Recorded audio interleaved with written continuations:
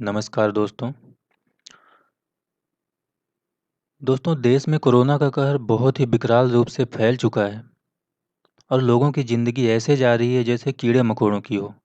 परिवार के परिवार ख़त्म हुए जा रहे हैं और ऐसे में देश में प्रधानमंत्री, गृह मंत्री और राजनीतिक पार्टियां और साथ ही साथ निजी अस्पताल का रवैया आम जनता की ज़िंदगी को लेके एकदम गैर जिम्मेदाराना और संवेदनहीन हो चुका है।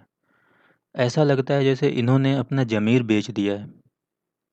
अगर बात करें देश के प्रधानमंत्री, गृह मंत्री और दूसरी राजनीतिक पार्टियों की, तो ये इतने निर्लज्ज और बेशरम हो चुके हैं कि इन्हें हर हाल में सत्ता या कुर्सी चाहिए। उसके लिए फिर चाहे पूरा का पूरा देश शमशान में ही क्यों न बदल जाए। इस विकराल महामारी में जहां सरकार को जनता के लिए, आम लोगों के लिए व्यवस्थाएं देखनी चाहिए और उनको मुश्किलों से दूर रखना चाहिए, वास्तविकता इससे बिल्कुल उलट है। ये लोग व्यवस्थाओं में शून्य और चुनावी रैली में अव्वल हैं। यहाँ पे एक डायलॉग याद आता है जो इन पे बहुत सटीक बैठता है। अपना काम बनता, भाड़ में जाए जनता। जब आप लोगों की ज़िंदगी सुधार नहीं सकते हो, संवार नहीं सकते हो, तो आपको उनसे खेलने का भी कोई हक नहीं होना चाहिए। और ये सरकार और विपक्ष दोनों पे लागू होता है, क्योंकि जहाँ दोनों का स्वार्थ निहित होता है, वो एक दूसरे का साथ बखूबी देते हैं। महामारी पूरी तरीके से खत्म हुई भी नहीं थी और ये लोग सैकड़ों चुनावी रैलियां कर लाखों लोगों को इकट्ठा करने लगे और उनकी ज़िंदगी को खतरे में डालते रहे। नगरीय निकाय चुनाव से लेके राज्यों के विधानसभा चुनाव जैसे हर छोटे बड़े चुनाव में, ये हमारे देश और देशवासियों का दुर्भाग्य ही है कि हमारे यहाँ प्रधानमंत्री और गृह मंत्री हर छोटे छोटे चुनाव में प्रचार प्रसार करने में बढ़ चढ़ के हिस्सा लेते हैं। उन्हें अपने काम पे तनिक भी भरोसा नहीं है और पद की गरिमा तो कतई नहीं है उनको। ये सत्ता और कुर्सी के लोभ में इस कदर डूब चुके हैं कि जल्द ही ये ग्राम पंचायत के चुनाव में भी प्रचार प्रसार करते दिखेंगे। और ये हर पार्टी की सरकार का चरित्र है। पर सवाल तो उसी से होगा, नाम तो उसी का लिया जाएगा जो अभी सरकार में है। मध्य प्रदेश के सीएम शिवराज सिंह कहते हैं कि दमोह चुनाव में मास्क पहन के वोट जरूर डालें। क्यों भाई? लोगों की जिंदगी से ज़्यादा जरूरी है चुनाव? इतने बेशर्म, इतने निर्लज तो मत बनो। एक छात्र, एक बेरोजगार, एक विद्यार्थी अपना सब कुछ लगा के तैयारी करता है परीक्षा की, नौकरी पाने की लालसा में। पर वो तो तुम लोग महामारी न होने के बावजूद 4 से 5 साल में नहीं करा पाते हो। तो सिर्फ तुम्हारा चुनाव ही क्यों इतना ज़रूरी है कि महामारी में भी होना चाहिए, महामारी के भयंकर प्रकोप में भी होना चाहिए। अगर कोरोना से लोगों को बचाने के लिए व्यवस्थाओं की बात करें, तो सिवाय जुमले और घोषणाओं के कुछ मिला नहीं है। 1 साल का समय मिला था व्यवस्थाओं को ठीक करने का, पर माननीय लोग व्यवस्था तो तब ठीक करेंगे ना, जब चुनाव में नंगा नाच करने से फुर्सत मिलेगी। अस्पतालों में बेड, वेंटिलेटर, ऑक्सीजन सिलेंडर की भारी किल्लत हो रही है। 1 साल का समय मिलने के बावजूद वैक्सीन और रेमडेसिविर इंजेक्शन की शॉर्टेज हो रही है, जिसकी वजह से लोग मर रहे हैं। ऊपर से ये काला बाजारी करने में भी पीछे नहीं हट रहे हैं। मैं सैल्यूट करता हूँ उन सभी कोरोना फ्रंट लाइन वॉरियर्स को, पुलिस, नर्स, डॉक्टर्स को, जो दिन रात अपनों से दूर रह के लोगों और मरीजों के लिए काम कर रहे हैं, उनकी सेवा कर रहे हैं। लेकिन साथ ही धिक्कार है उन अफसरों पे और डॉक्टरों पे जो इस महामारी को अवसर के तौर पे देख रहे हैं और ज़रूरी दवाओं की कालाबाजारी कर रहे हैं, जिससे कि किसी की जान बच सकती है।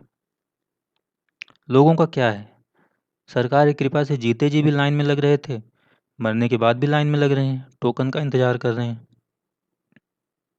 जितना पैसा, जितना एसेट, जितना टाइम ये लोग चुनाव में बर्बाद कर देते हैं, उससे लोगों के लिए सुविधाएं कितनी बेहतर की जा सकती हैं, सोचिएगा ज़रूर। कभी कभी तो संदेह होता है कि पीएम केयर फंड भी पीएम इलेक्शन कैंपेन फंड के लिए बनाया गया था। अब अगर बात करें प्राइवेट हॉस्पिटल की, तो इस महामारी के भयंकर प्रकोप में इनका रोल अहम हो जाता है, क्योंकि ये संख्या में ज़्यादा हैं। पर दुख की बात तो ये है कि यहाँ पे भी पैसों के भूखे भेड़िए भरे पड़े हैं। जिनका लोगों की ज़िंदगी से कोई लेना-देना नहीं है, उनमें कोई सहानुभूति नहीं है। ये केवल एक लंबा-चौड़ा बिल थमाना जानते हैं मरीज़ को। 2 से 5,000 में मिलने वाला रेमडेसिविर इंजेक्शन, जो कि बहुत ज़रूरी है एक कोविड पेशेंट के लिए, ये उसको 50,000 से 1 लाख तक में बेच रहे हैं, जो कि हर मरीज़ अफ़ोर्ड भी नहीं कर सकता। क्या सरकार इसमें अंकुश नहीं लगा सकती? क्या यही है प्राइवेटाइज़ेशन, जिसको सरकार खूब प्रमोट कर रही है और सरकारी संपत्तियों को प्राइवेट सेक्टर के हाथों में सौंपते जा रही है? अगर यही प्राइवेटाइज़ेशन है, तो ये एक भयंकर तस्वीर प्रस्तुत कर रहा है प्राइवेटाइज़ेशन की। ये तो समय आने पे आम आदमी के शरीर से खून का एक-एक बूँद तक निचोड़ लेंगे, उसको बेसिक ज़रूरतों की पूरा करने के लिए। माना कि पैसे ज़रूरी हैं मैनेजमेंट के लिए, चीज़ों को व्यवस्थित करने के लिए, पर वो एक रीज़नेबल कॉस्ट होनी चाहिए या उससे कुछ ज़्यादा। मूल कीमत से 30 से 50 गुना नहीं।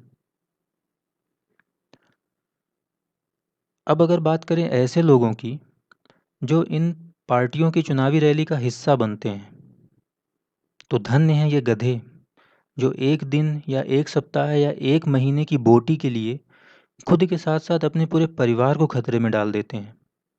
ये क्यों भूल जाते हैं कि ये पार्टियाँ 1 दिन की बोटी देके अगले 5 साल तक इन्हीं का खून पिएँगी, सरकार में आने पर, और महज कीड़ों-मकोड़ों से ज़्यादा इनको समझेंगे नहीं।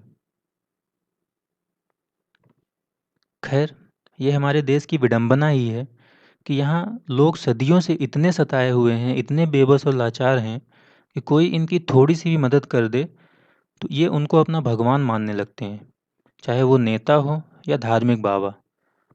मैं ये नहीं कहता सब ऐसे हैं, लेकिन अधिकांश ऐसे ही हैं। और ये लोग भूल जाते हैं कि भगवान बिना किसी स्वार्थ के लोगों की सहायता करते हैं। इन पाखंडियों जैसे स्वार्थी नहीं होते। अब थोड़ी बात कर लें मीडिया और पत्रकारों की देश में। तो देश की दुर्गति में इन्होंने कम योगदान नहीं दिया है। बड़े से बड़े विलन को हीरो बना सकते हैं ये लोग, और एक साधारण से इंसान को या समुदाय को विलन बना सकते हैं। इतनी ताकत है इनके पास। ये छापते हैं या दिखाते हैं खबर कि फला-फला विधायक सांसद ने दिखाई दरिया दिली, खोले विधायक और सांसद निधि के खजाने जनता के लिए। वाह! जैसे इन्होंने अपने बाप-दादा की या खुद के पसीने की कमाई जनता के लिए खोद दी है। ये उनकी ज़िम्मेदारी या कर्तव्य था, जो कभी-कभी इनको याद आता है, और वो पैसा जनता का ही था और जनता के लिए ही था। तो कोई बहुत बड़ा तीर नहीं चला दिया उन्होंने ऐसा करके। मेरी आप लोगों से प्रार्थना है कि इन भेड़ियों की प्रवृत्ति को समझें, और महामारी बहुत विकट है, बहुत भयानक है। इसकी सीरियसनेस को समझें और सतर्क रहें। क्योंकि यही इसका इलाज है और यही इसका बचाव है। सरकार की व्यवस्थाओं के भरोसे ढीठ न बनें। केवल एक ही इंसान आपको बचा सकता है, आपकी रक्षा कर सकता है, वो आप खुद हो। तो अपना और अपने परिवार का ध्यान रखें।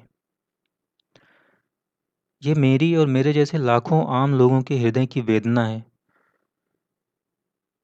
आप कमेंट ज़रूर करिएगा कि आप क्या सोचते हैं। जय हिंद।